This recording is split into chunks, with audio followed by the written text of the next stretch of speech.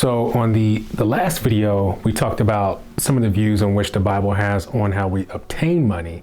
And on this video, we're just going to uncover or discover some pitfalls or some stumbling blocks on the aspect of obtaining or having wealth.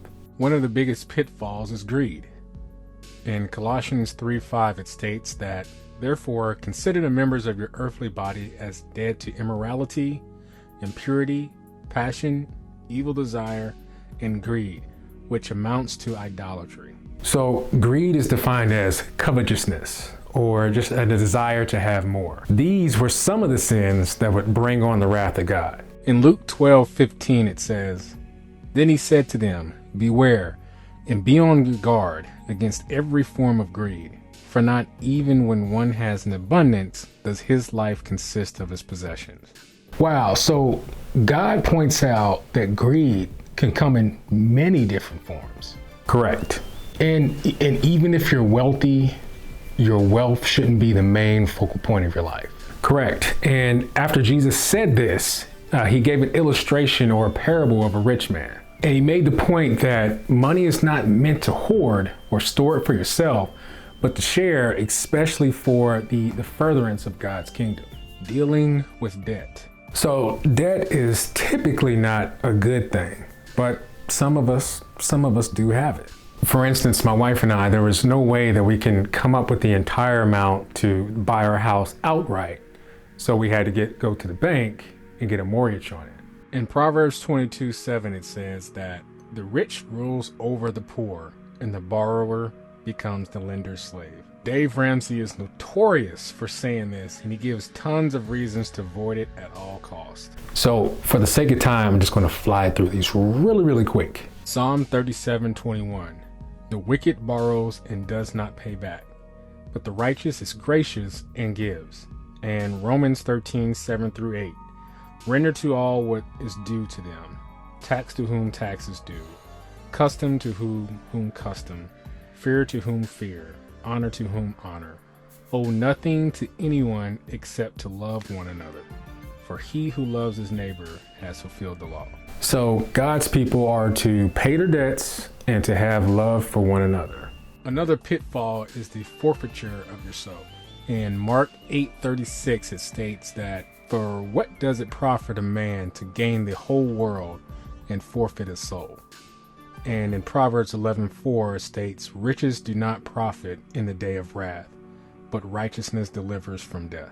These verses, they remind me of the parable you mentioned earlier about the foolish rich man, and how his focus was solely on amassing wealth and not salvation for his soul. Correct. Yeah, catching on, brother. Trusted in riches over God. Matthew 6:24. "No one can serve two masters, for either he will hate the one and love the other, or he will be devoted to one and despise the other. You cannot serve both God and wealth." Proverbs 11:28. "He who trusts in his riches will fall, but the righteous will flourish like the green leaf." Laziness. Proverbs 10:4-5 states, "Poor is he who works with a negligent hand, but the hand of the diligent makes rich. He who gathers in summer is a son who acts wisely, but he who sleeps in harvest is a son who acts shamefully." A bad reputation. Proverbs 22:1. "A good name is to be more desired than great wealth. Favor is better than silver and gold." This one explains itself. It is an illusion. Proverbs 10:15-16 states, "The rich man's wealth is his fortress. The ruin of the poor is their poverty. The wages of the righteous is life. The income of the wicked is punishment." And in Proverbs 18:11 states, "A rich man's wealth is his strong city, and like a high wall in his own imagination." And sometimes being rich can tempt people into believing that they're invincible or untouchable. The love of money.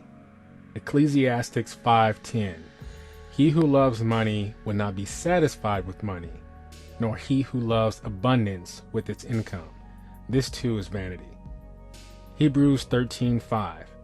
"Make sure that your character is free from the love of money, being content with what you have, For he himself has said, I will never desert you, nor will I ever forsake you. And 1 Timothy 6:10, for the love of money is a root of all sorts of evil, and some, by longing for it, have wandered away from the faith and pierced themselves with many griefs. You know what, Lance? For the love of money, people will steal from their mother. You know, for the love of money, you know, people will rob their own brother. People will rob their own brother. For the love of money, you know, people can't even walk down. Dude, are you singing the OJ song? Nah. Keep making your point.